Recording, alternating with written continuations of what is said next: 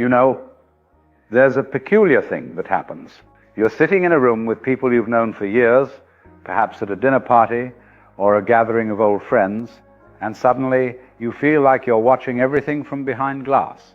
The conversations, the laughter, the familiar dance of interaction, it's all still happening, but you're not quite there anymore.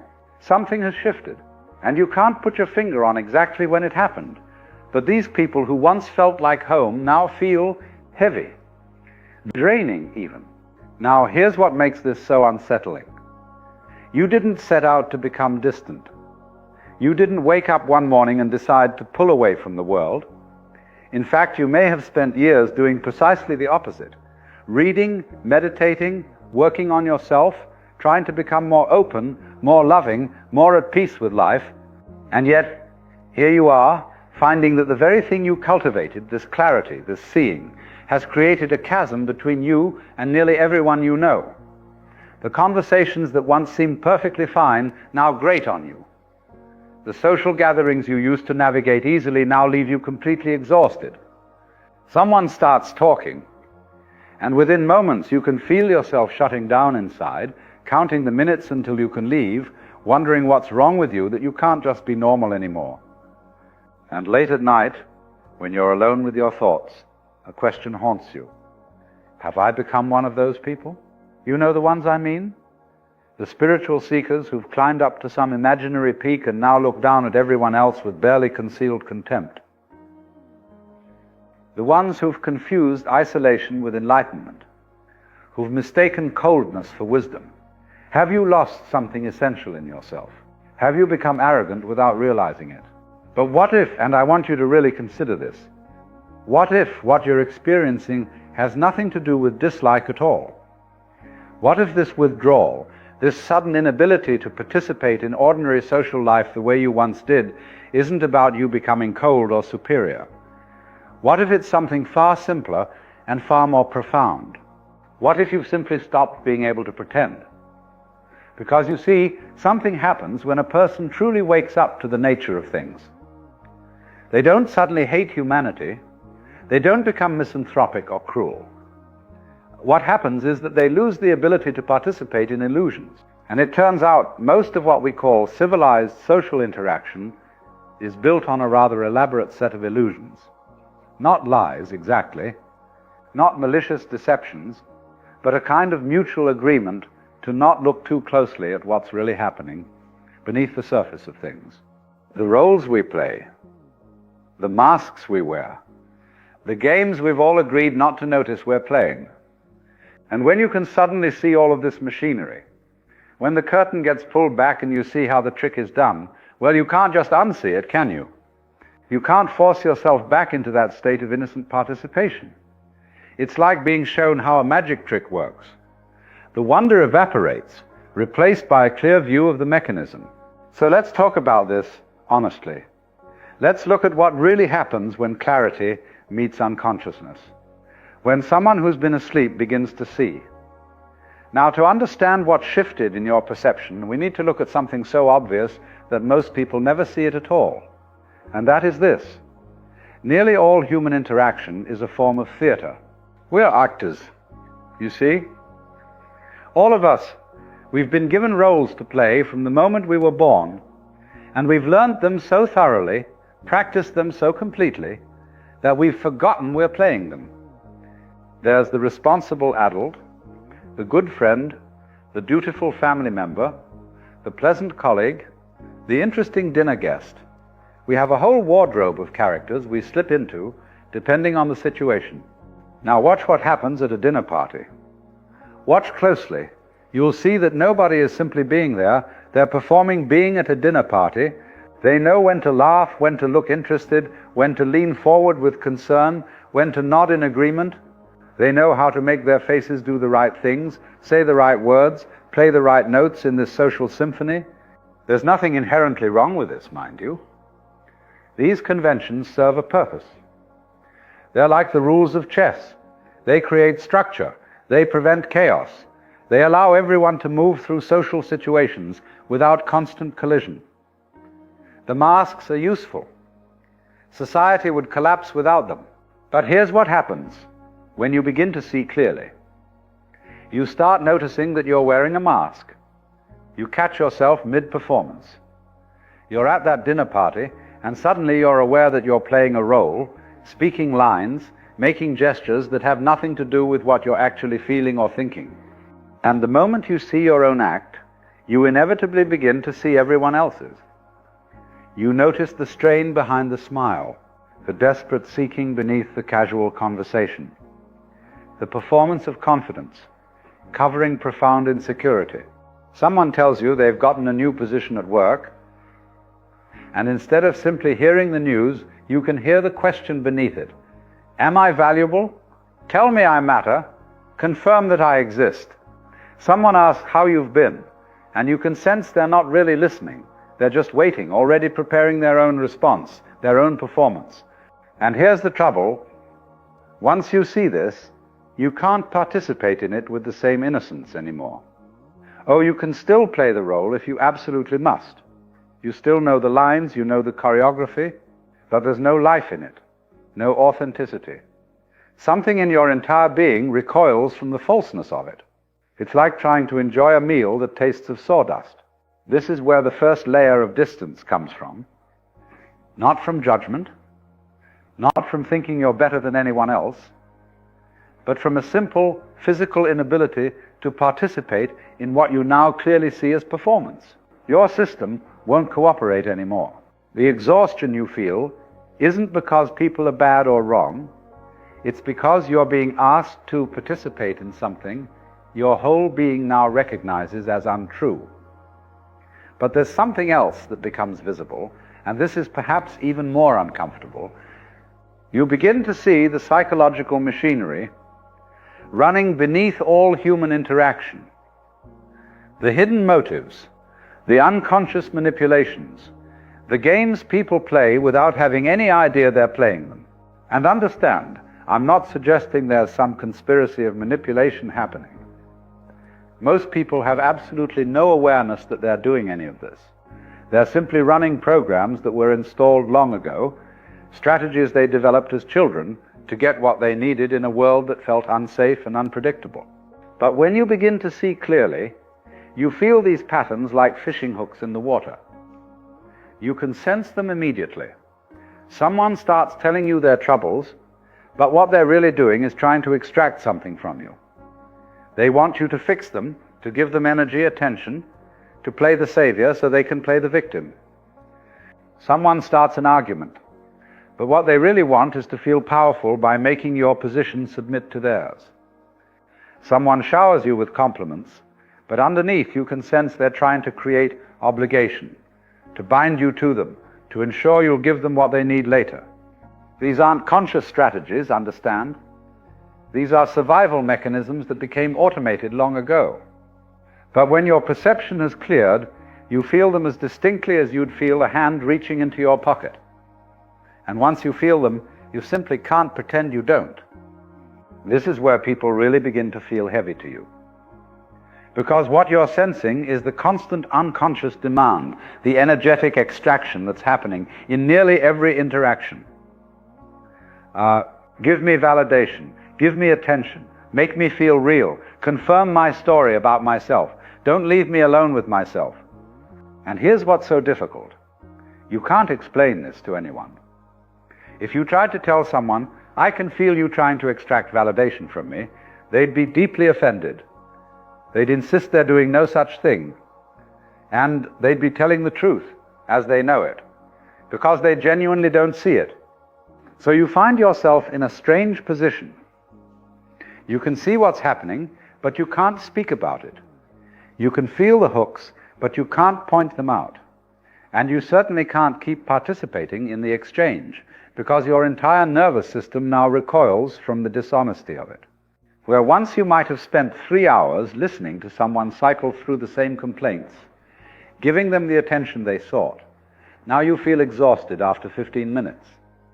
Where once you might have engaged in the drama, the gossip, the endless speculation about other people, now it feels like trying to breathe in a room with no air.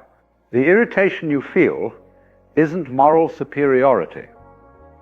It's your system saying, this doesn't feel true, this depletes me, this pulls me back into sleep.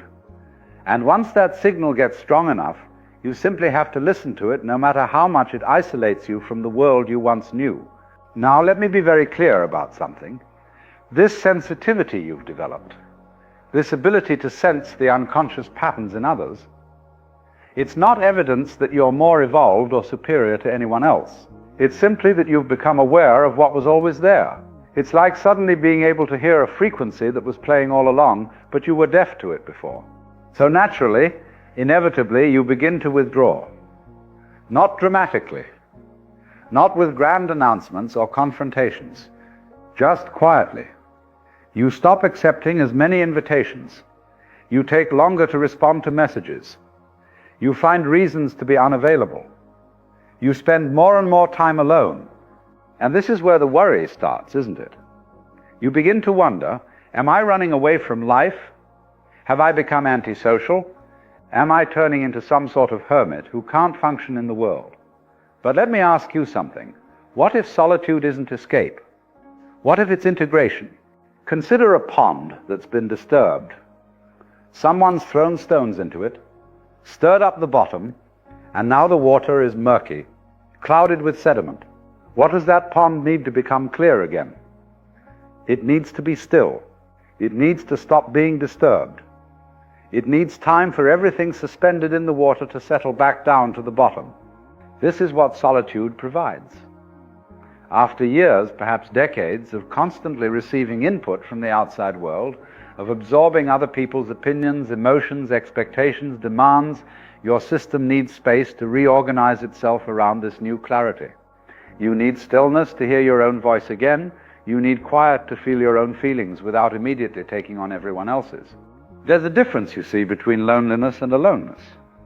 Loneliness is a sense of lack, a painful feeling that something is missing, that you're incomplete without others around you. But aloneness, true aloneness, is something entirely different. It's a state of wholeness. It's the recognition that you are fundamentally complete, that you don't need to constantly extract your sense of reality from other people's responses to you. This doesn't mean you become cold or disconnected from humanity. It means you stop using people as mirrors to prove you exist. You stop needing the constant noise of interaction to drown out the silence you've been afraid of. You discover that being with yourself isn't punishment, it's actually remarkably peaceful. And from this place, something interesting begins to happen. You become capable of genuine connection in a way you never were before. Because now, when you're with someone, you're truly there. You're not performing, you're not trying to get something, you're not playing a role or running a program, you're simply present. And this quality of presence, this simple being there without agenda, is so rare that it transforms the nature of relationship entirely. But you can't skip the withdrawal. You can't rush through the silence. Trust the winter. Trust the silence. Trust that your organism knows what it needs. This isn't rejection of the world, it's a temporary retreat that allows you to integrate what you've seen, to stabilize in this new way of perceiving, to let your nervous system recalibrate itself around truth rather than performance. Now here's where we need to be very, very careful, because there's a seductive trap waiting at precisely this stage, and many people fall right into it without even noticing. And that trap is this: believing that because you can see through the games, you're somehow above them. This is spiritual ego, and it's perhaps the most dangerous illusion of all, precisely because it masquerades as enlightenment. Let me tell you something clearly. The moment you start thinking you're different from other people, you've fallen back asleep. The moment you start dividing the world into the awakened and the unawakened, the conscious and the unconscious, that moment you've recreated exactly the same separation you thought you'd transcended. Because here's the truth: every game you see others playing, every pattern you notice, every unconscious behavior that irritates you, you've done all of it yourself. Perhaps not today, perhaps not in this moment, but the same human mechanism runs through you. The same needs, the same fears, the same survival strategies. The person desperately seeking validation, that's you, in a different chapter of your life. the person caught in endless drama. That's you when you were less aware, the person manipulating others for attention. That's the same energy that flows through you, simply expressing itself differently in this moment. True clarity doesn't create superiority. It creates compassion. Not the pitying kind, where you feel sorry for those poor unconscious souls stumbling around in the dark, but a deep recognition that we're all made of the same stuff, all participants in the same human predicament, all trying to find our way through the confusion. The irritation you feel when you're around unconscious behavior. Look closely at it. Very often, it's your own discomfort with the parts of yourself you've disowned, the parts you've decided aren't spiritual enough, aren't evolved enough. What we can't accept in ourselves is what we can't tolerate in others. And here's something crucial to understand. The people still playing the social games, still caught in the performance, they're not doing anything wrong. They're not less than you. They're simply at a different point in their journey. They're doing the absolute best they can with the level of consciousness they currently have. The spiritual path isn't about transcending your humanity. It's about embracing it so completely that nothing is excluded, nothing is rejected, nothing is deemed unworthy of existence. So yes, you see through the games, yes, you stop playing them, but the seeing doesn't make you special. It simply makes you aware in this moment. There's another dimension to this experience that we need to address, and it's perhaps the most painful part. You see, before this shift occurred in you, your relationships were organized around a particular structure. There were unspoken agreements, dependencies, expectations. You played certain roles for people, and they played certain roles for you. But when you begin to see clearly, these structures start to collapse. Not because you're trying to destroy them, but because you simply can't maintain them anymore. Perhaps you were always the helper, the one everyone came to with their problems. But now you can see that all that helping was actually a way of avoiding your own difficulties, a way of feeling needed and valuable. So you stop offering solutions. You stop jumping in to rescue, and suddenly people don't know what to do with you anymore. Or perhaps you were the entertaining one, always ready with a story or a joke. But now you can see that the constant entertainment was a way of avoiding depth, a way of keeping everything on the surface. So you become quieter, more contemplative, and people start asking what's wrong with you, why you've changed. These shifts create distance, not because you're rejecting people, but because the foundation upon which those relationships were built has fundamentally changed. You're no longer available to play the role they've come to expect. And most people, rather than being curious about what's happening in you, simply feel abandoned. But here's what must be understood. This death is necessary. These old structures, these codependent patterns, these relationships built on mutual illusion, they were preventing something real from emerging. They were comfortable, yes, familiar, certainly, but they were not true. And what this shift in consciousness does is create an absolute intolerance for falsehood. Not a moral intolerance. You're not standing in judgment. It's an energetic intolerance. Your system simply cannot sustain relationships built on pretense anymore. So yes, you'll lose people.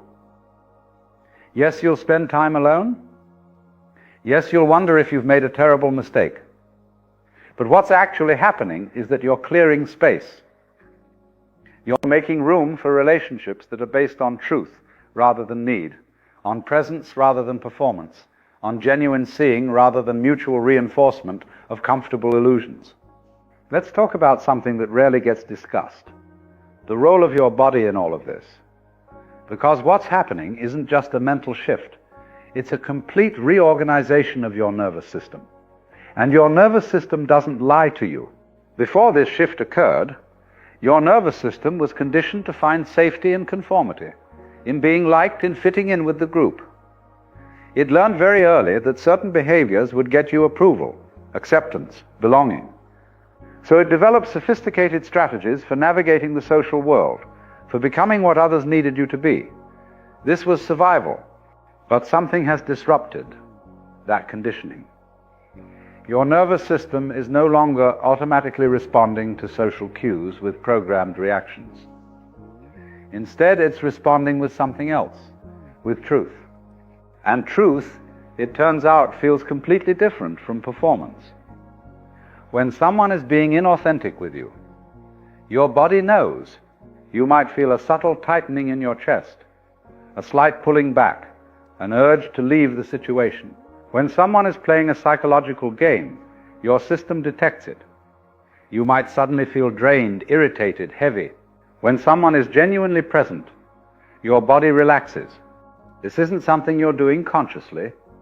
It's not a judgment your mind is making. It's your organism responding honestly to the energetic reality of the situation. And once this sensitivity develops, you can't turn it off. This is why crowds become overwhelming, why casual socializing becomes exhausting, why you can't just push through social obligations the way you once did. Your nervous system is giving you accurate feedback about what nourishes you and what depletes you. So the withdrawal you're experiencing isn't antisocial behavior. It's your system protecting the clarity you've gained. It's your organism saying no to what disturbs the still water. It's not a rejection of people, it's a return to energetic integrity. Listen to this wisdom. Your body has become a finely tuned instrument for detecting truth and falsehood. This isn't a problem, it's a gift. Here's something else that becomes startlingly clear. We've all been feeding off each other, not in some sinister way, but simply as a basic survival strategy in a world that feels fundamentally unsafe. We've been using each other to regulate our emotions, to confirm our identities, to fill the vast emptiness inside. Someone feels anxious, so they start an argument to discharge the tension. Someone feels invisible, so they create drama to be seen. Someone feels empty, so they extract attention, sympathy, validation from everyone around them. This isn't malicious. It's just what people do when they haven't developed the capacity to be with their own experience, when they haven't found wholeness within themselves. But here's what's changed. You're no longer available for this exchange.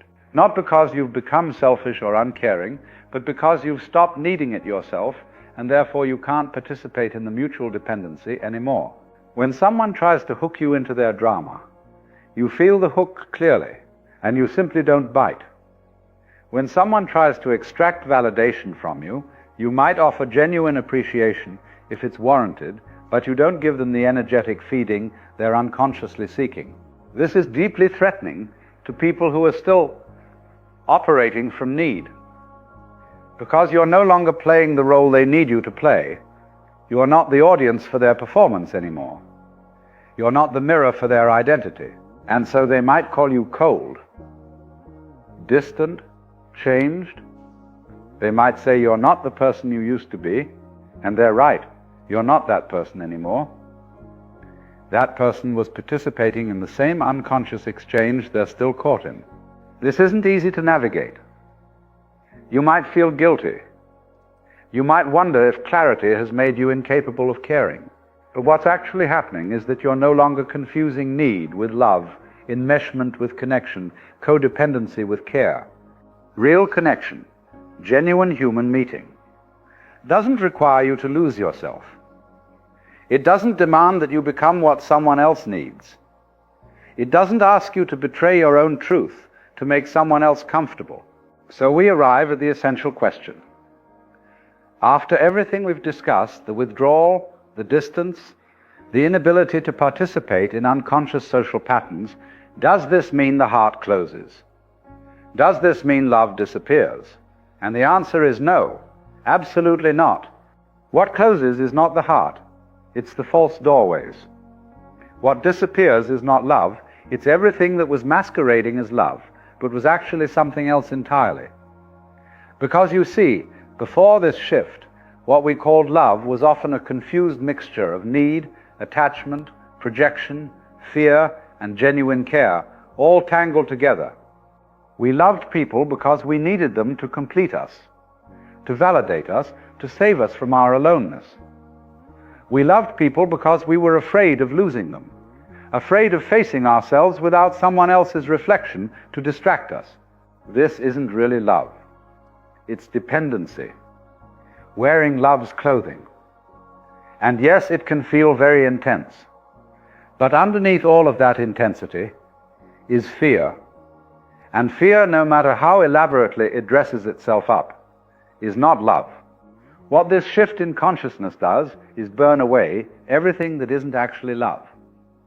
It removes the need, the attachment, the projection, the fear, and what remains is something much quieter, much simpler, but infinitely more real. It's the capacity to see people as they actually are, without needing them to be different. It's the ability to be present without agenda, without expectation, without trying to get anything. It's the recognition that you and this other person are both expressions of the same mysterious existence. This kind of love doesn't create dependency, it creates freedom. It doesn't bind people together out of fear, it allows them to be fully themselves. It doesn't need constant reassurance, it simply is. So no, the heart doesn't close. It simply stops playing the games it was taught to play. It stops pretending that need is intimacy, that attachment is connection, that codependency is love.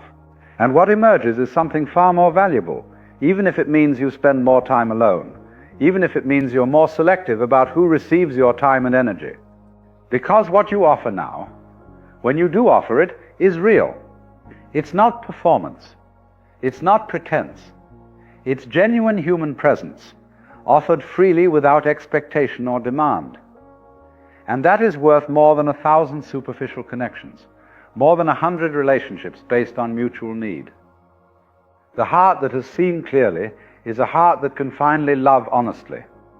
And honest love, it turns out, looks nothing like what we were taught to expect.